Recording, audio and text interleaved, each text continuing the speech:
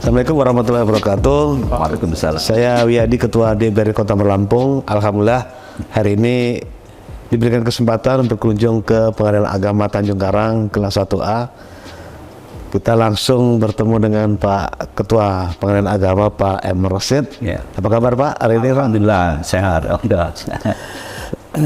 Lengkap ini ya, Pak Wakil, Ya. Pak Sekretaris, dan Pak Penitera. Jadi Bang, kami dari DPR ini kan banyak sekali ada aspirasi dari warga yang mereka banyak bertanya sebenarnya persyaratan untuk nikah itu apa saja dan biaya itu mahal apa enggak sih sebenarnya. Nah ini tolong disampaikan juga ke masyarakat supaya nanti kami ketika reses ini bisa jawab. Takutnya kami jawab salah. Ya. Ya, Bang. Jadi pertama-tama kami mengucapkan terima kasih banyak kepada Pak Ketua yang sudah berkenan hadir di Pengadilan Agama Tanjung Karang ini. Ini bentuk sinergitas antara kita sehingga kita bertukar informasi untuk menjaring apa yang mendukung tupoksi kita masing-masing. Yang dalam hal ini Pak Ketua sudah menyampaikan tadi masalah-masalah berkait dengan masalah keluarga lah. Bukan agamanya, hukum keluarga.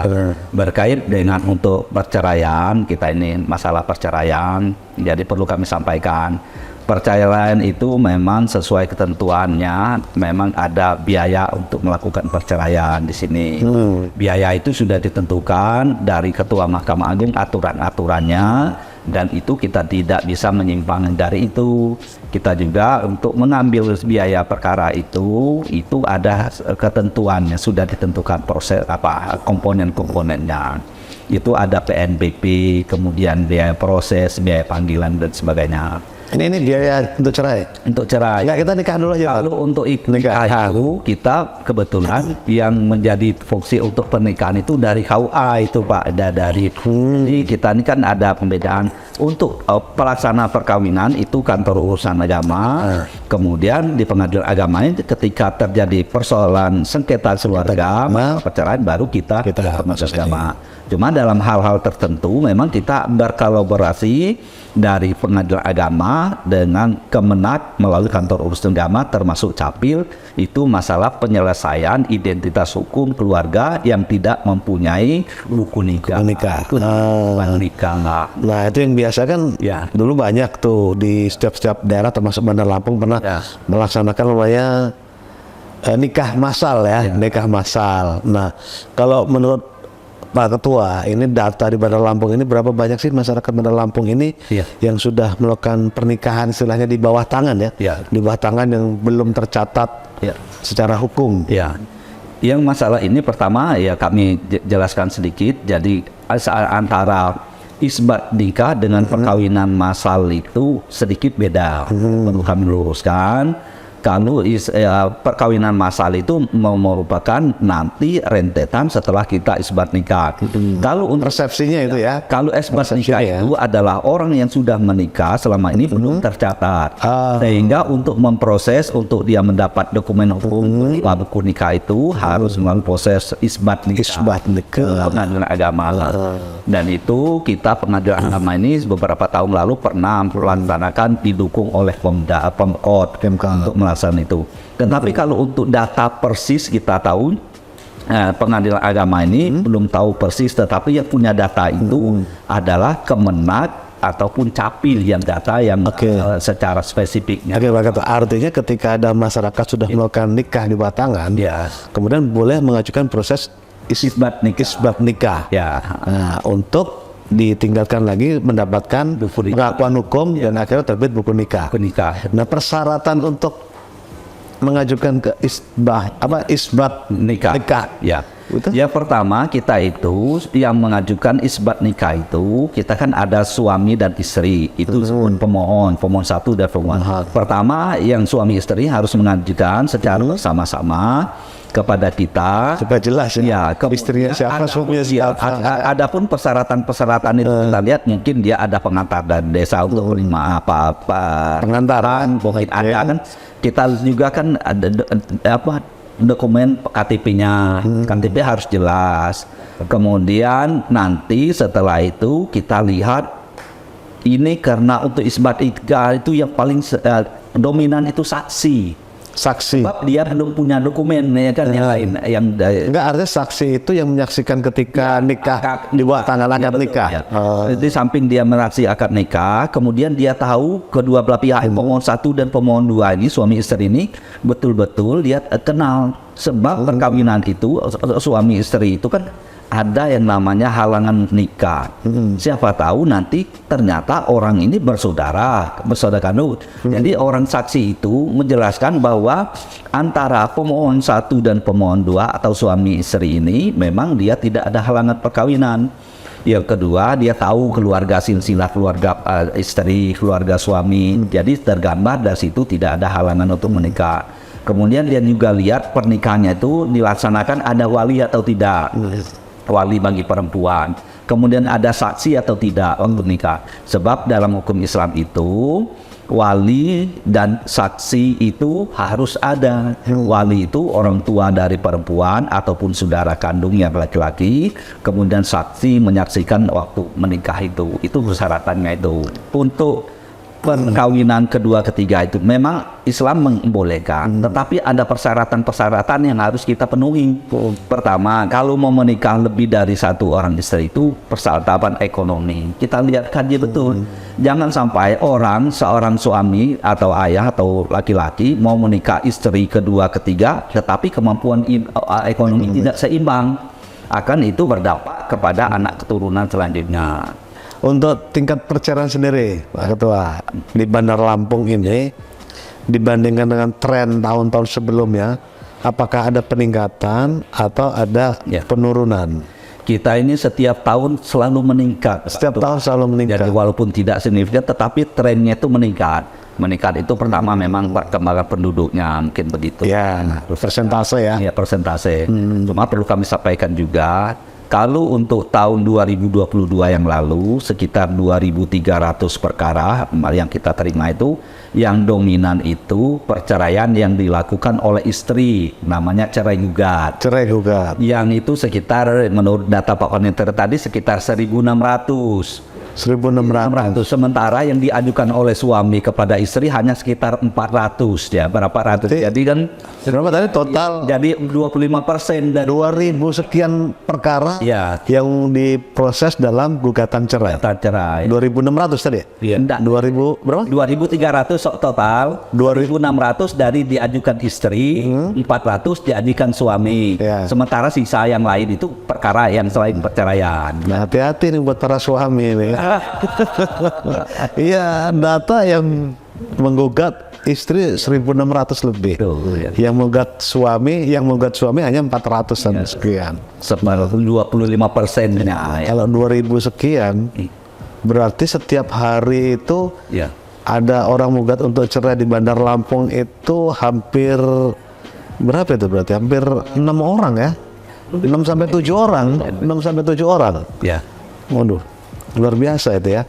Nah, yang menggugat cerai ini yang sebagian besar rata-rata yang berumah tangga sudah berapa tahun, Pak? Ada yang masih muda, dalam artinya pernikahan dini atau memang sudah yang sudah lama menikah? Kami lihat walaupun belum secara pasti sebab itu data. Memang kita kan lihat kan per para pihak itu berapa umurnya berapa tahun. Kemudian perkawinannya juga rentang perkawinan 5 tahun, 10 tahun. Ini sebenarnya kita melihat itu agak dominan untuk apa istilah itu rentan perceraian itu antara 5 sampai 10 tahun. 5 sampai 10 tahun. Iya. Kalau sudah 10 tahun ke atas itu agak stabil keluarganya. Jadi kita melihat itu belum tahu pasti angka tapi banyak mayoritas memang antara berapa sampai 10 tahun. 5 sampai 10 tahun. Iya, nah, itu emang kalau yang nikah umur 25 masih usia pernikahan 5 tahun 10 tahun emang lagi matang-matangnya itu kan keluarga kan ya maksudnya matangnya emosinya segala macem. Nah, itu apakah yang menjadi dasar gugatan sekarang, Bang? Apakah karena dulu pernikahannya itu nggak cocok? Apakah setelah mereka menikah kemudian pindah suami istri pindah kerja jauh atau karena faktor-faktor ekonomi atau lain-lain? Ini memang kita kalau lihat kalau secara alasan besarnya itu perselisihan dan pertengkaran secara terus-menerus yang suami istri itu yang tidak ada harapan untuk hidup rukun lagi. Tetapi pencetus atau penyebab daripada dia pertengkaran perceraian itu banyak. Ada yang dominan itu masalah ekonomi. Ekonomi itu kadang suami yang tidak punya pekerjaan tetap, tidak punya penghasilan tetap, itu menjadi faktor dominan. Kemudian juga ada selingkuh. Selingkuh kita ada juga, tetapi di bawah ini yang masalah ekonomi. Kemudian ada juga masalah orang yang suaminya dihukum. Kemudian ada juga salah satu pihak itu meninggalkan tempat tanpa dipengetahuan oleh tanpa izin dari pasangannya, yang meninggalkan kewajiban lah. Yang itu semua itu menjadi penyebab dia bertengkar secara terus-menerus sehingga tidak memungkinkan untuk rukun lagi gitu. Dari sekian banyak sudah diputus tadi Bang, dari berapa tadi? Perkara hampir 2000 sekian, di tahun 2022 itu sudah diputus. Ya. Sah mereka bercerai itu berapa? Dari berapa perkara? Iya, kalau kan kita kan perkara ini, pengadilan agama ini kan banyak jenis perkara. Ada perkara waris, pengangkatan anak, isbat nikah, kemudian dispensasi kawin, izin poligami, dan lain sebagainya. Tetapi yang dominan itu tadi cerai gugat yang diajukan oleh istri tadi yang jumlahnya sekitar 1.600, kemudian diajukan oleh suami cerai talak namanya sekitar 400, sisanya yang sekitar 300 itu adalah dari berbagai macam perkara tadi, ada isbat nikah, termasuk juga izin poligami itu.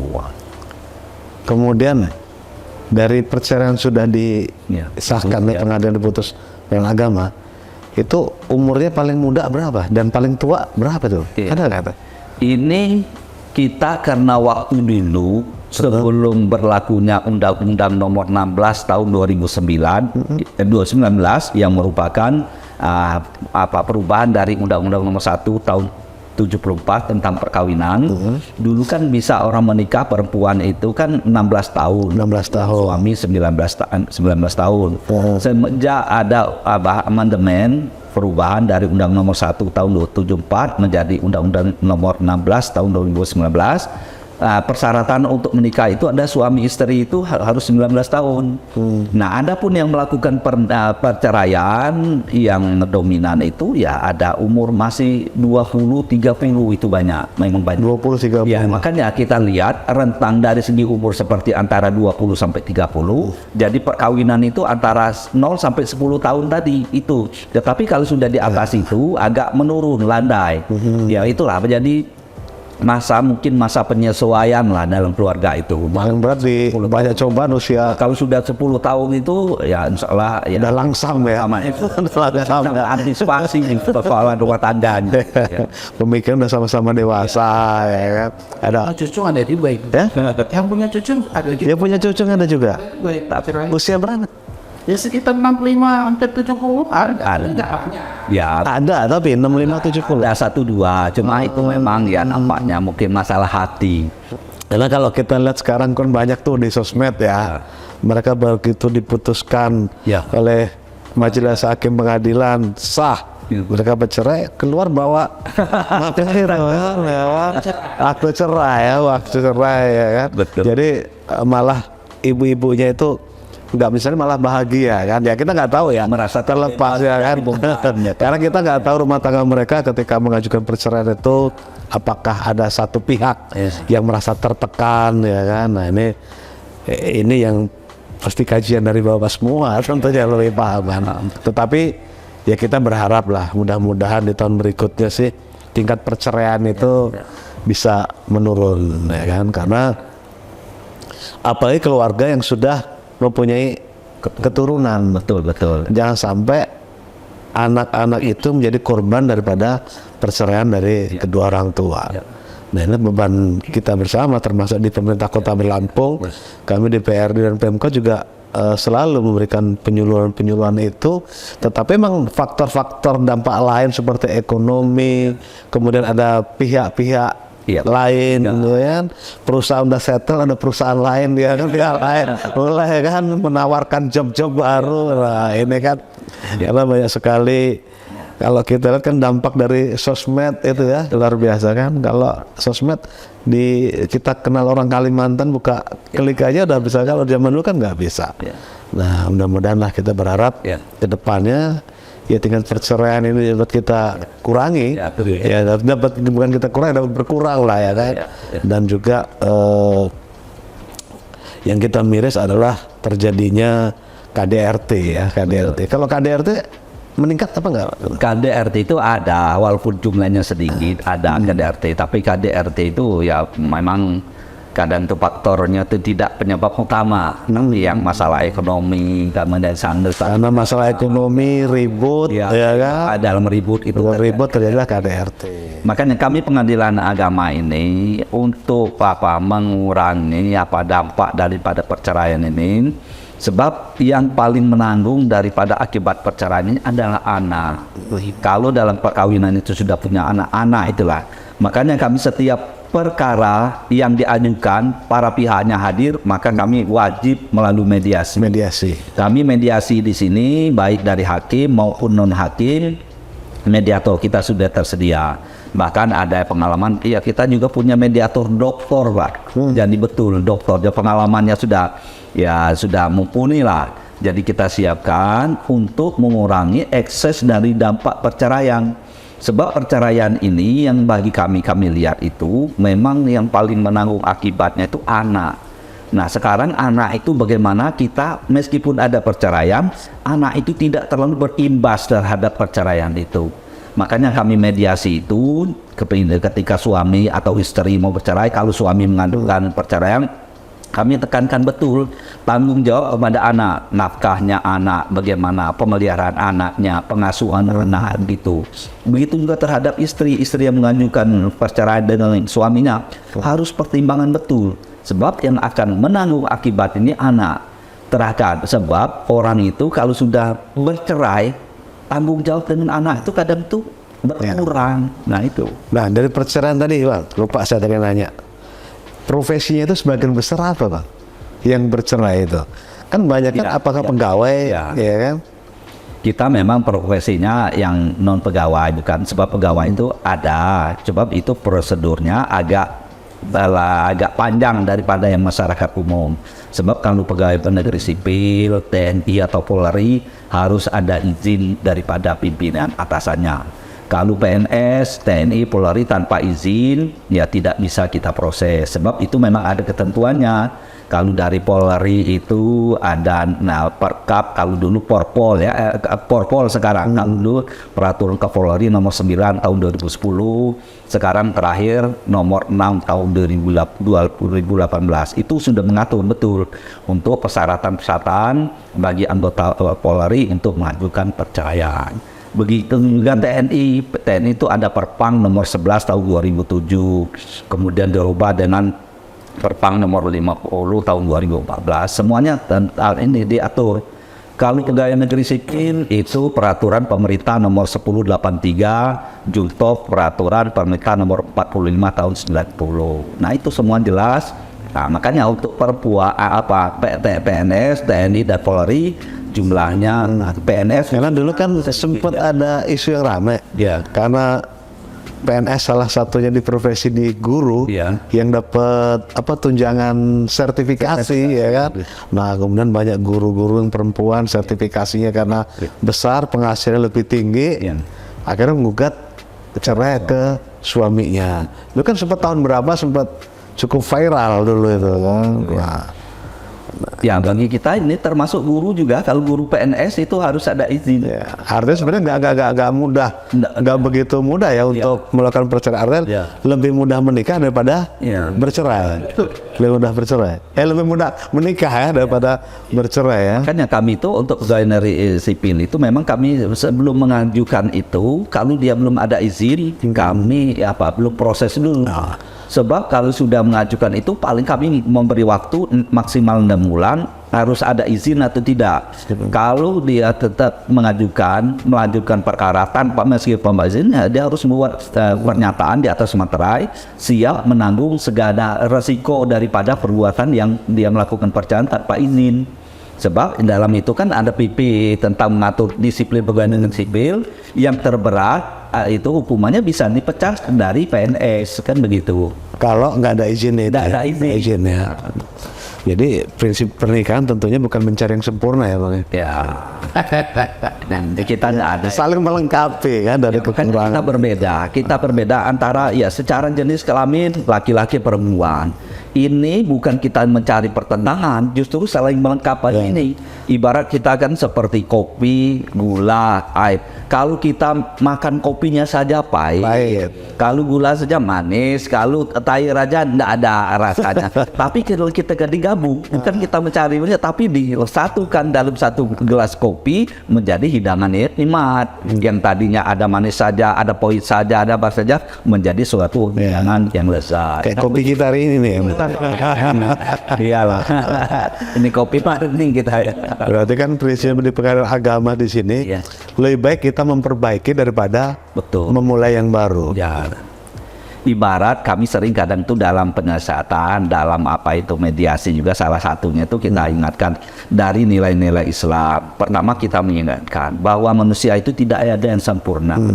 Fungsi kepada suami istri itu harus komitmen kita. Harus untuk membangun keluarga yang sakinah mawaddah warahmah. Jangan mencari yang sempurna. Posisi kita harus melengkapi. Yang istri kurang, suami melengkapi. Yang suami kurang, istri melengkapi. Sehingga itulah terjadi komunikasi, komitmen untuk membangun rumah tangga yang sakinah mawaddah. Kalau untuk mencari yang sempurna, rasanya memang tidak mungkin. Jadi prinsip yang terakhir Bang ya, bahwa saya pengadilan agama Tanjung Karang siap membantu melakukan isbat kepada masyarakat Kota Bandar Lampung yang sudah menikah secara agama tetapi belum terdata atau diakui dalam hukum. Yang nanti produknya adalah buku nikah. Jadi persyaratannya nggak sulit ya, nggak sulit tadi disebutkan. Kita siap nanti kolaborasi lah dengan pemerintah Kota Bandar Lampung. Nanti kami di PR juga akan dorong bagaimana supaya masyarakat Kota Bandar Lampung ini administratif kependudukannya ini tertib sehingga nanti kalau punya keturunan anak-anaknya mau melakukan pendidikan dan lain-lain nggak ada kendala. Ya, pertama kami mengucapkan terima kasih Pak Ketua. Ini sudah artinya walaupun secara belum tertulis nanti kan, tapi ini sudah suatu dukungan yang kuat bagi kami, merupakan ya suatu hal yang luar biasa itu. Dan inti ke depannya bisa kita laksanakan betul.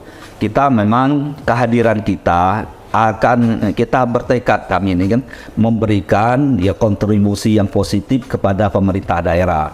Yang kenapa? Karena yang kita layani adalah warga Kota Bandar Lampung. Kita akan memberikan maksimal layanan sesuai dengan tupoksi kita. Berkait tadi dengan isbat nikah. Sebab isbat nikah itu kita tidak bisa pungkiri dalam masyarakat kita masih banyak sekali yang menikah di bawah tangan atau menikah siri atau menikah tidak tercatat. Yang itu perlu mendapat perlindungan hukum.